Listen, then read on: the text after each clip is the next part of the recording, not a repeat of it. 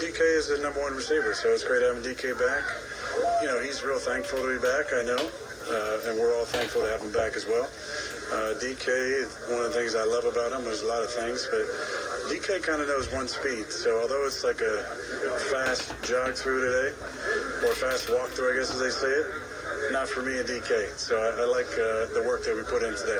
Gary, you just mentioned shutting people up, that being something that you guys relished from being 16-6 to now. How much of that is a motivation going into Monday night to continue to keep those people silent about Mike T's job or about the future of I don't think there's any way to keep those people silent. I think that's the nature of sports media and the knee-jerk reaction of our society with social media, and it is what it is. That's the way sports is covered now.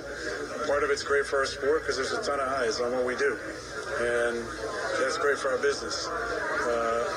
I would just tell our guys to not get locked into the comments, get into Twitter battles, never does any good for anybody, and just not really worrying about that stuff. But I think from a personal standpoint, we love Mike T. And Mike T has had an incredible career as a head coach. To go that long and never have a losing season is unbelievable. There's always going to be something. When I was a young player, they said couldn't be considered elite till I won a playoff game. And then after that, it was till you win a Super Bowl and, you haven't won MVP yet. And whatever they might be for Mike T. He's had, 19 straight non-losing seasons. So they got to find something to try and get after him. Mike T's probably like me, though. Doesn't give a whole lot of any of those comments, but it is nice because we all love him and want to play for him and want to win for him. Two more, guys. Two more. About those comments, is that what attracted you to come here? I mean, you said he lets you be yourself. Are those all things that you've learned even more since you got to Pittsburgh and have worked with him? Well, a lot of that I think is important. I think the way that he creates the culture and allows guys to be themselves is an important part of team chemistry and a locker room being a healthy locker room.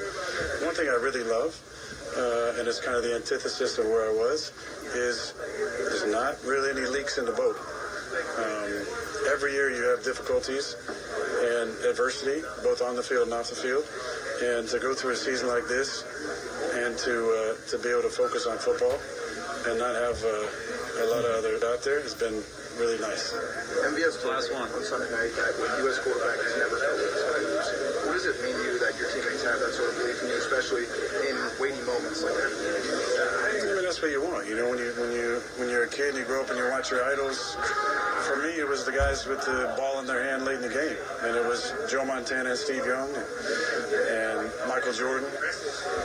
And the conversation around a lot of those guys is that there's an incredible belief that when it's last seconds and MJ's got the ball in his hands, he's going to make it.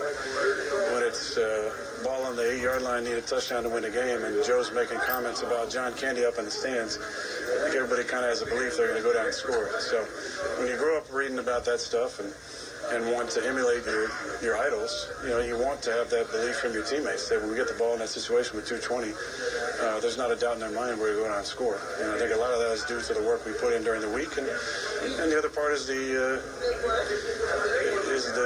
connection that you make during the week and spending time together, watching film, and growing closer together, so that when you know those moments, you don't want to let the other guy down. That's my mindset when I'm in the moment like that. Is I know why I'm here and why they brought me here, and I got to come through in those moments because I don't want to let my teammates down, Mike T down, Arthur down, Mr. Rooney, all those guys, and that's a motivation, I think, if you harness it the right way.